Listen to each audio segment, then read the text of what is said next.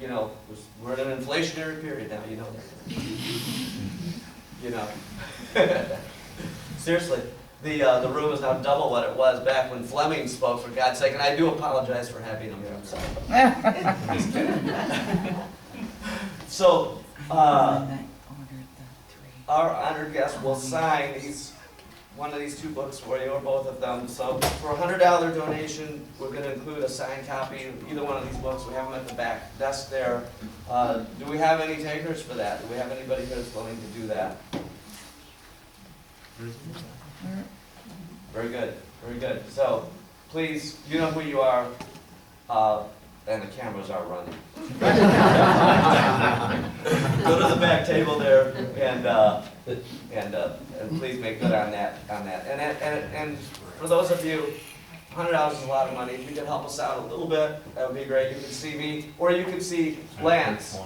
Lance, stand up. Lance is the president of the local chapter of the Association for the Advancement of White People. And stand up, Lance, where are you? He's renouncing that position today. And I also want to know, where do us Greek Orthodox fit into this? I think I can say that we'll just kind of sit on the sidelines and decide which. Is that your problem? I'll answer that question. Answer that question. No, that's not my real question. Don't answer that. So we're going to have you line up right here. If I get one question, that's not going to be it. All right, so we're going to have you line up here if you want to ask a question of our speaker. And, you know, you don't need to all line up right away, but just keep coming. And we'll go as far as we can. Please try to ask a question and keep it short so as many people as possible can ask and be a part of this. So this is the lively part coming up, and you're going to really enjoy it. Not that it wasn't lively. Yes, sir. Thank you for the presentation. Well, let me try to understand exactly. It sounds like we're still at the crucifixion 2,000 years ago, and you got the Logos Jews and the anti-Logos Jews. Right. As John said, St. John said. And we basically it's the same scenario. The anti-Logos Jews are, would you say, seminal? In other words, there's a lot of white people who are, what do you call it? White people who are liberals, if you will. But they get their ideas from the Jews. That's what you're saying. So, okay, so the Jewish thing is seminal here, and it is it's something we don't do in the modern world. There is like blood guilt. I think they used to call it blood guilt, right? The Jews said at the time of the crucifixion, His blood be on us and our people. Exactly. Now wait, let me just interrupt you for just a second and say, what do I mean by the Jews? This is something you have to define here. Okay, when I say the Jews killed Christ, what do I mean? I mean the Jewish people killed Christ. Does that mean every single Jew in Jerusalem shouted, "Crucify him"? Does that mean the Blessed Mother stood and shouted, "Crucify him"? Does that mean St. John said, "Crucify him"? No. I said the Jewish people crucified him. The Jewish people is a political entity. It is the mobilization, the political mobilization of these people for certain purposes. Not everyone went along with it, okay? This means that we cannot accuse people of complicity in this death because of their DNA. They all had the same DNA. I'm back to the same issue here. It's like saying white people killed them. You know, that's not what's going on here. The issue is Logos. When Jesus Christ came, the Jews either accepted Logos or they rejected Logos. And that is the story that has continued for 2,000 years to this day. And it's going to continue until the end of time. So get used to it. Basically, we're in that story. I'm trying to explain the story. There's a continuity here. Well, yeah, I just wanted to make sure. Yeah. We're gonna take this message back. There's a young lady who could not be here today, and she would have asked the same question. But seminal, so that's people might dispute that, but you make a very good argument. I would say that very entertaining argument. Awesome. Thank you. Yes, sir. To follow up, John didn't want to ask the question, what about the Orthodox? And I would expand on that. What about the Anglo-Catholics? What about the confessional Lutherans? Or, I get one better, what about the Muslims? Or what? What about Dearborn? And then I want to go a little different route too. At the time Lindenberg spoke in the Midwest, there was a cultural and religious consensus among Protestants that no longer exists because of a document called the Schofield Bible, which, and I wonder if you could address that. Sure, sure. So first of all, we're talking about a sociological theory that came into existence during the 1930s when there were basically very few Orthodox here and very few Muslims. So that we're talking about at that particular period of time. So at this point, if you wanted to expand it, obviously, if you wanted to include these religions, you make it a quintuple melting pot, but the principle still applies. That the one thing that you have in common after you lose your language, the original language, is your religious identity. And that's to this day. And so then, well, what about people who don't go to church? Well, what are they? Well, they're white boys. What's a white boy? It's a Protestant who doesn't go to church anymore. And now there are some Catholics who don't go to church anymore. And so this is exactly what happened to St. Francis. He tried to cover over his identity by adopting a political ideology. Well, that's not an ethnic identity. And so when he got expelled from the synagogue, he had to revert to what he understood as his ethnic identity, which is white. Well, down south, that is your ethnic identity. It's not in Chicago. There was one of Martin Luther King came to Chicago. He didn't have a clue. The black ministers told him to go back home. They didn't understand Chicago. So one of them said, Dorothy Tillman said, down south, he was either black or white. He wasn't none of this Irish or Polish or Italian. She didn't understand it. That's what ethnic identity is. That's what Chicago was. And that got imposed. So I think it still holds. And I've said this to the white boys. I've debated the white boys. I debated Jared Taylor on this whole thing. It's on the YouTube probably. He was here to speak too. Yes, ma'am. Rosemary Castano from Grand Rapids. Thank you. Thank you for Followed coming. you for a long time. Thank you. First time in person. Good Great. friends with the Noonan family. Good. And I know we're not, prescient, but I think you can give a good educated guess. What's going to resolve in Ukraine? What do you think will happen? Okay, so we have a situation now where the Russians have basically crushed the Ukrainian army in the east. Okay, Blinken and the Secretary of Defense flew to Kiev. They conferred with Zelensky, and I think the result was they had to write off the Donbass. They've lost it, and they're going to open up a front in Transnistria, which is a Russian section of Moldova. Okay, this is not going to succeed. Okay. Now, I have said this before. I said it to the white boys who were cheering on the Nazis, the Nazi brigades in the Ukraine. These guys were just like the neocons. They're thumping their chest, warmongers, but they're not flying over there.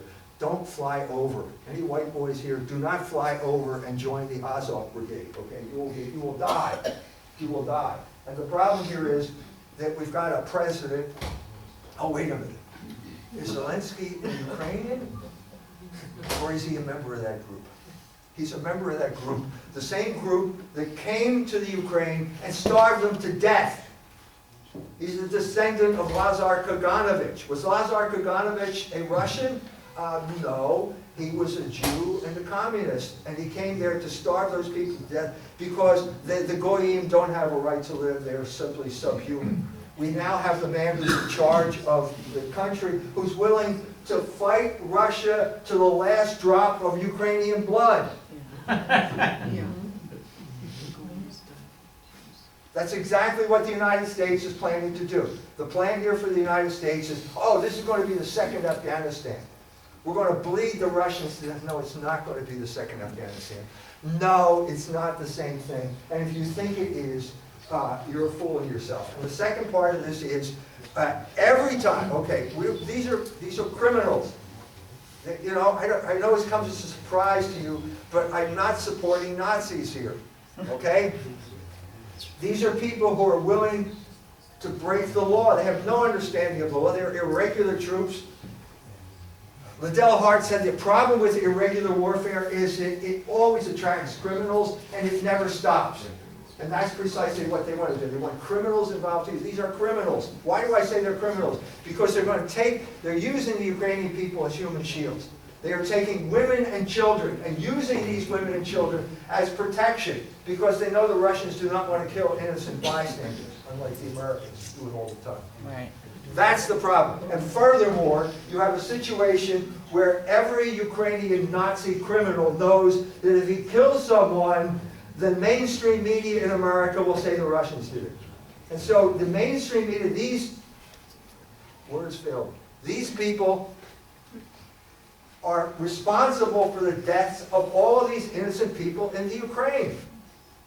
Because they are encouraging criminal behavior. It's a terrible situation. So where is it going? So it looks as if the question is NATO going to enter the war? The United States is in this. Ukraine is completely insignificant. They are proxy warriors. They're insignificant. We are simply using them as human shields to create some type of outrage in the West so that we can then deploy enough troops to destroy Russia. I don't think it's going to happen. The crucial figures in this right now are the Poles. I've had my experience with the Poles. My book, Libido Dominati, was translated into Polish. And I did a book tour throughout the entire country. And whenever I talked about sexual liberation, I was on safe ground. And if I wanted to get off, as I always do, wander off to unsafe ground, is that nice? I would bring up Russophobia as the problem, the real problem in Poland. So I was in Krakow having lunch with a member of the European Parliament, and I said those two words that I shouldn't have said. I said, Vladimir Putin. And the fork stopped like that. And then put it down. And then we continued talking, and then I said, Vladimir Putin again. He put the fork down and he walked out of the room. So this is the type of mentality that you're dealing with the Poles. Look, and the people who tell me, they said, well, you didn't live in Poland when the Soviet army went through and blah, blah. You're right, I didn't.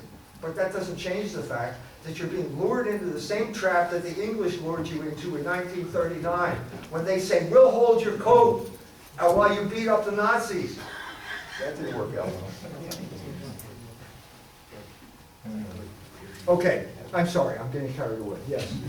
Yeah, let me just preface my two-part question with just a statement. You know, Jesus says, without me, you can do nothing. And so there are two questions that he responds to by Pharisees. So in Matthew 19, the Pharisee says to him, can't you put the woman away for any reason? Okay, and of course that's the philosophy of Hillel, right? There's Hillel and Shammai, and Hillel is already taken over by that point as far as that community at the time of Jesus.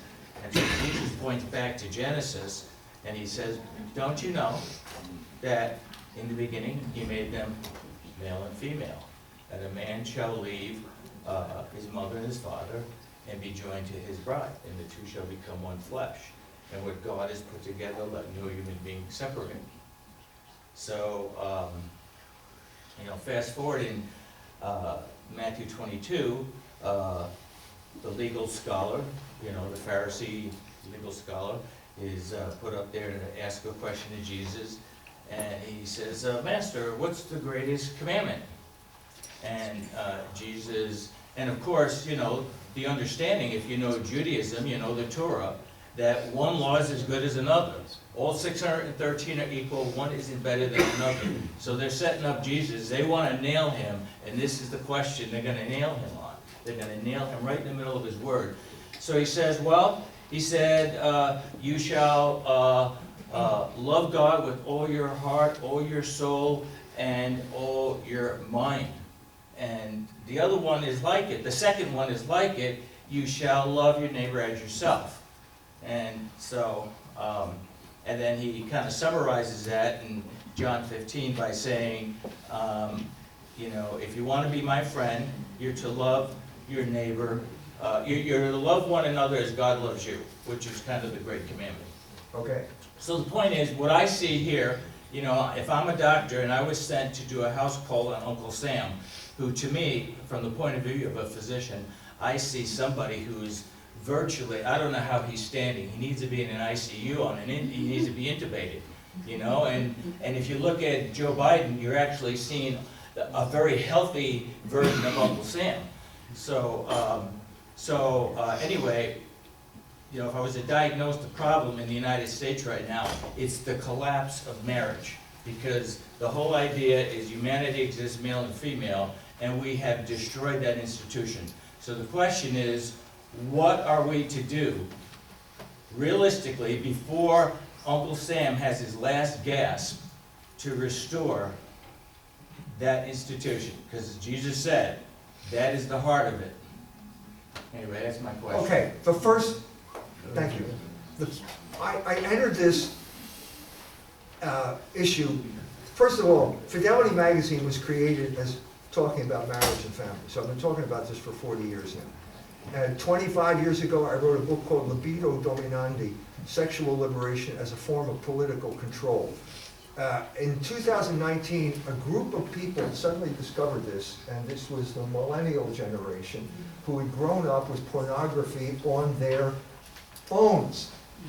You know, 24/7 pornography is available. So for once, I mean, when that book came out, everybody laughed. Ha, ha.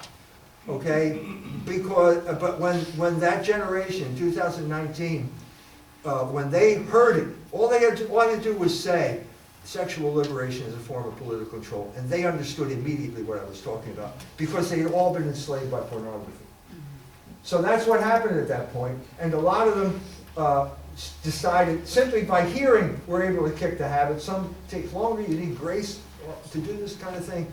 But then they had a thing called No Fap November, which is basically they want to boycott pornography and break this bad habit of masturbation that they acquired over this period of time. That took place because, first of all, I had a role to play in that, but secondly, because the moment in history was right. That is the moment of history right now, at that moment. I mean, we had lost battle after battle after battle on the sexual front. Beginning in 65. 65 was a crucial year. The Pawnbroker, a Holocaust film, by the way, in case you didn't know, broke the production code in Hollywood. At that point, the Catholics had no power to keep the Jews in line and prevented them, and within 7 years we had hardcore pornography in mainstream theaters. Your therapy, though, your solution for America before it has its final gasp, If you're talking about sexual issues, No, but what's the answer? On the ground, I mean, if we're in the foxhole and we're fighting, okay, to me the foxhole is spiritual. So if we're doing that fight, how do we take back our country? Tell the generation here to stop watching pornography. How about that for a start? And they did. It's not the word. Okay. I tell you what, I'm Why'd you ask me a that? physician and All I right, treat heroin addicts. Let me just take If you another. know addiction, Let me just take another step here. The crucial issue right now, all these issues are related, but the crucial issue right now is America going to are we going to have representative government? No. So if you want to get into the sexual issue, Disney is one of the main points where this enters our culture. And we have a guy who is standing up to Disney.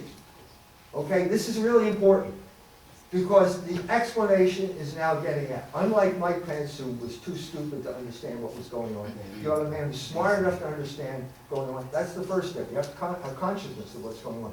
And the second step is you have to have the courage to act. And he's shown that he has had the courage to act. Now, this can spread, but it's not unrelated to what you're saying, because Disney is one of the main ways that sexual deviance gets injected into our culture. They admitted that. Amen. They blew up because of the gay thing. And they said, they overplayed their hand.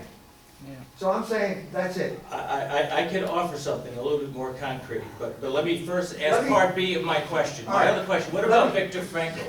What do you think about his perspective?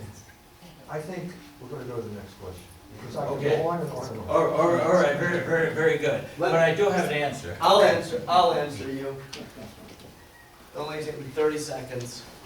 Okay, number one, eliminate women's right to vote. Right. And put an end to the full divorce laws and you solve the problem. Okay, Dennis. That's funny. You know the people here are Christian and they're conservative, and the Christians and conservatives are in deep identity crisis. They're having identity problems. And that government is political, and you're talking about somebody like DeSantis who's political and wants to take political power back for the right people. And you've divided up the ethnicities into three groups. So, and the followers of the Jews, if you want to talk about the white boys. So we see, we're looking for leaders, political leaders that are Christian and that actually follow Christ. And a lot of people watch Nick Fuentes, and you talked about the two America First movements. The one that was started, that was genuine, and the one that was stolen. So Nick Fuentes has America First Political Action Committee, and he's Catholic, and he has a good following, and he has a very sharp mind. Yeah. So, I mean, you didn't talk about him because you can't talk about everybody. But what about the possibilities of political action through somebody like that? He has political power, and he has a political acumen, it seems to me. And we're looking for leaders in political areas. Okay, I met Nick Fuentes. I went into Chicago and met with him. Good. I said, okay, let's all go out to a bar and we'll have a drink and talk things over. Well, Nick wasn't 21 at the time, so go to a bar. And I don't drink, so it was a bad idea anyway. But anyway, Nick Fuentes does not have any political power whatsoever. He is in the business of education. That's the difference here. He hasn't been elected to political office. No, he hasn't, but he has America First. Right, he's taken the name America First, and the question is whether, and he's attracted a following, there's no question, especially among that demographic. He has a following among that demographic. God bless him. Okay, the question is whether you can transmit education into political action. This is the fundamental problem of human history. Okay, I just wrote a book on aesthetics. Aesthetics, okay? You have a block of marble. It's real, but there's no meaning. You have an idea of Moses, which is full of meaning, but it's not real. The whole point of this is to put step one and step two together. So you have Michelangelo's statue of Moses, which is both real and significant. Same thing has to happen in politics here. You have an idea, America First. You have a group of people, which means that you have to put this, you have to implement this thing in some way in the political process. This is why DeSantis is important, because he actually has political power, and he actually has the consciousness to use that political power. So if Nick can translate that into one of those 20-year-olds who then runs for dog catcher in Oshkosh, good, because that's what you got to do. But there's another problem here, and the problem is that you're talking about people who are at a crucial point in their lives who are really not in the position to run for political office, because the main thing you do when you're 20 years old, around that time, is get married. And I'm saying you need that type of stability in your life in order to have some type of lasting, in order to have the power to work this thing through. You really need that stability, and basically that's only something that comes later in life after you reach a kind of maturity. The lady who understood this perfectly was Phyllis Schlafly, who mobilized basically 50-year-old women, basically what she did, because these women, first of all, had raised their families. They understood life because they had raised their families. They had a wisdom there that could be mobilized politically. So I'm saying, Nick and your crowd, the point of view is first you've got to kick your bad habits sexually because they are isolating you. And the first contact you have to make is with a member of the opposite sex. And if you can persuade that woman to marry you, then you're probably on your road to persuading somebody to vote for you.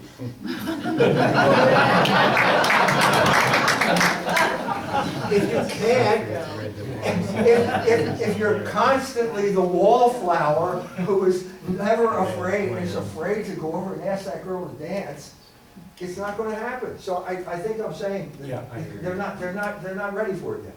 They're not ready for it yet. Yes, sir.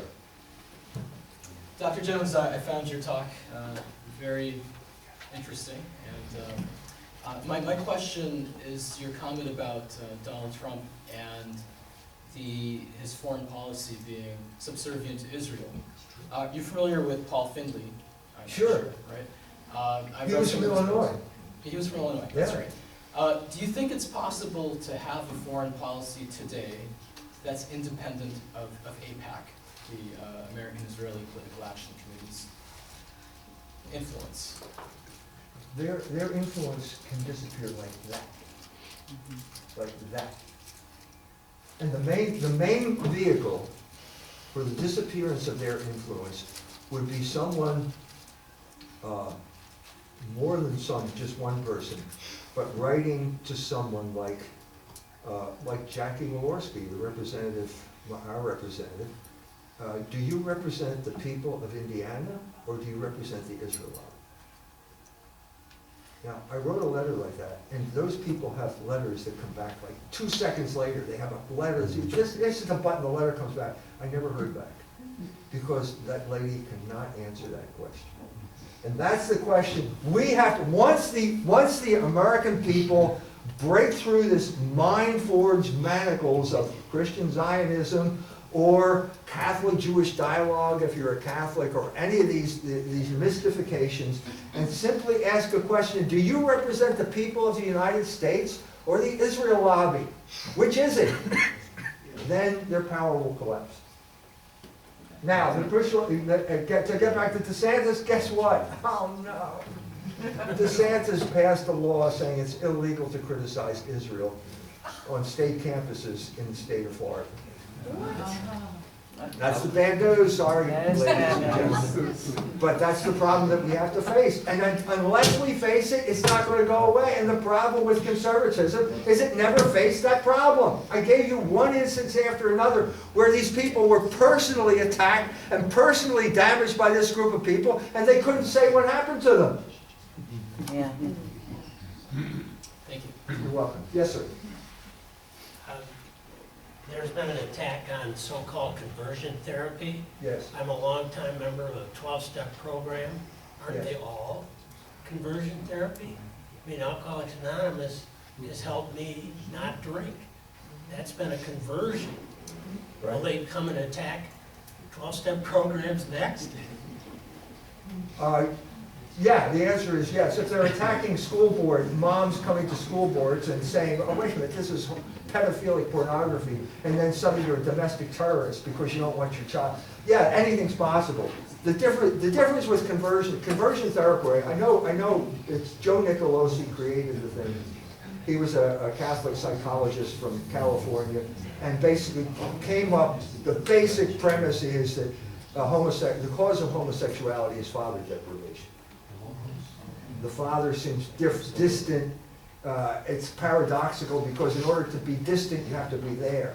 You have to give the impression that you're distant when you're there, whereas sometimes, if you're an orphan, you don't get that feeling. The overpowering mother. This is the classic explanation of homosexuality. Sigmund Freud believed it.